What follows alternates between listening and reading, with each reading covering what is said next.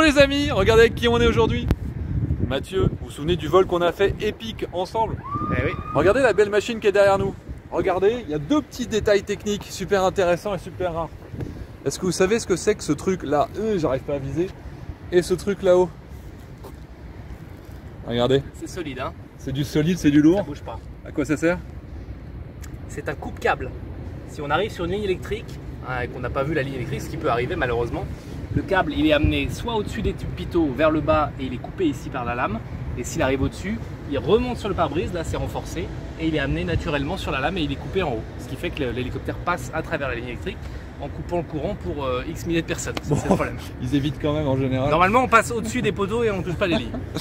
Deuxième petit détail, sur les patins, regardez, qu'est-ce que c'est que ce truc là? Alors essayez quand même de commenter avant de lire les réponses ou d'entendre les réponses. Ta réponse? C'est un système de flottabilité de secours. Ça permet, en cas, c'est pas en utilisation normale, c'est en procédure d'urgence. Si on a une panne moteur au-dessus de l'eau, il y a un interrupteur sur le pas général qui permet de gonfler avec une bonbonne d'azote, de gonfler des gros ballons qui font que l'hélicoptère va pas couler immédiatement. Ça permet de survivre, c'est quand même pas mal. Ça permet d'avoir le temps de sortir de la machine, en tout cas avant qu'elle coule. C'est quoi comme hélico? Un Bell 407 GXI, toute dernière génération, il est tout neuf. Bon, on va voir la suite. Allez. Alors voilà, ça sur cet hélicoptère qui est un Agusta 109, machine italienne, on a deux tubes pitot là-haut. Alors il y en a deux parce que comme c'est une machine qui est certifiée IFR, en IFR il faut des redondances. Donc il y en a une qui alimente la droite, une qui alimente la gauche comme dans un avion. Donc là ça c'est les deux sons de pitot, on voit c'est quand même assez massif. Maintenant je vais vous montrer sur le R44 que vous voyez la différence. Alors déjà, A priori il n'y a pas grand chose d'apparent. il n'y en a pas. Voilà. Tu vas où là? Le tube pitot, c'est ça. Cette toute petite chose là, ridicule, c'est le tube pitot. Et donc on est d'accord, c'est une prise d'air qui regarde la force du vent, donc, dynamique. Qui compare, il y a la prise statique ici, qui compare la pression normale, on va dire, à la pression l'air, atmosphérique, du jour. Et la prise là, elle est face au vent, donc c'est une prise d'air dynamique. Et avec la comparaison des deux, l'anémomètre, le badin, donne une vitesse, donc il est calibré en fonction de la quantité d'air qui rentre, et ça donne la vitesse R de la machine. Montrer les feux. Donc ça c'est pareil sur toutes les machines, il y a des obligations légales. Il y a des feux de position. Donc c'est vert à droite et rouge à gauche. Et il y a un hélicoptère qui arrive. Vert à droite, rouge à gauche, comme les bateaux, parce que c'est les mêmes règles de navigation. Et il y a un feu clignotant sur la queue qui est blanc quand on le voit de derrière, rouge quand on le voit de devant. Ce qui permet de savoir si on va vers l'hélicoptère ou si on s'en éloigne. Si on voit un feu blanc clignotant devant, c'est qu'on est derrière. S'il est rouge, c'est qu'on est devant. Donc, j'allume les feux de navigation. Donc là, on voit le vert s'est allumé, de l'autre côté, il est rouge. Et on va allumer le feu anti-collision, on appelle ça anti-collision, qui clignote. Voilà. Et on a évidemment à l'avant un phare, on appelle ça le phare d'atterrissage, mais on l'allume aussi parfois pour quand on est dans des conditions un petit peu marginales pour être bien vu.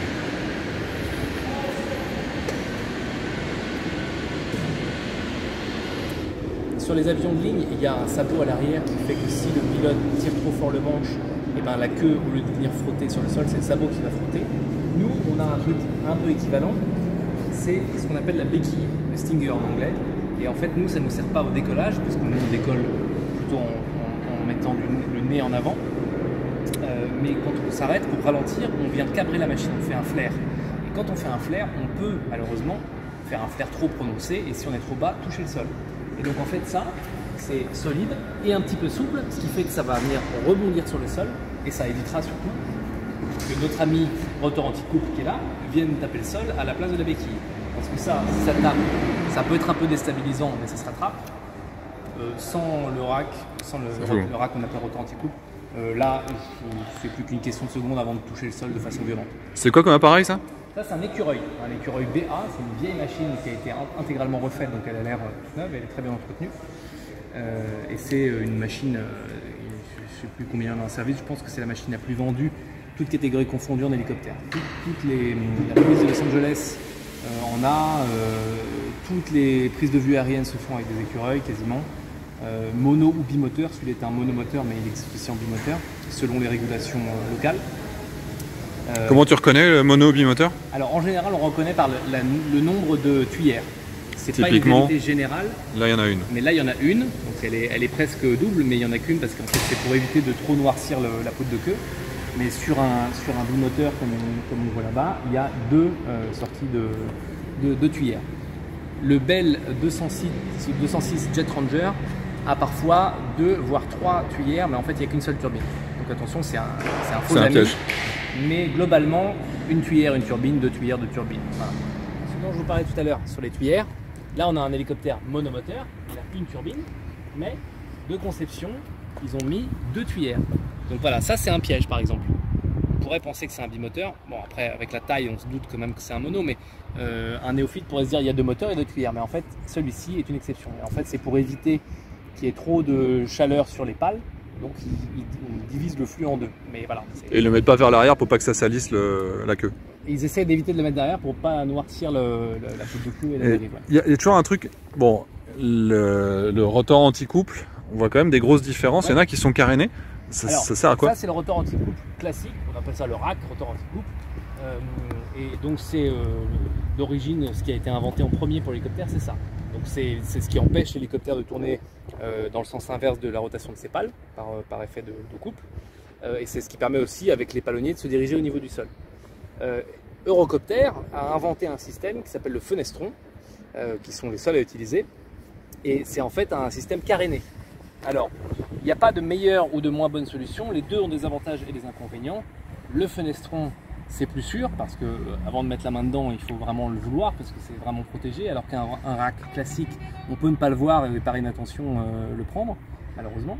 Le fenestron est un peu plus silencieux, même s'il y a un sifflement qui est reconnaissable, mais globalement c'est un peu plus silencieux.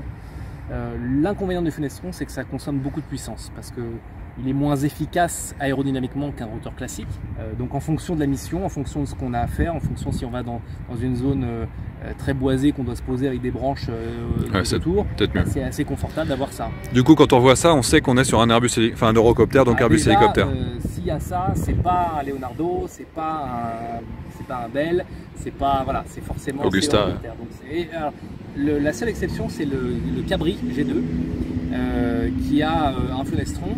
Et il faut savoir que le fondateur de Guimbal, Bruno Guimbal, c'est un ancien ingénieur de chez Eurocopter. Donc il a fait en fait le Cabri, c'est globalement un petit EC120 comme celui-là. C'est un tripale avec un fenestron. Simplement le Cabri c'est un petit biplace à piston. Là c'est un hélicoptère à piston.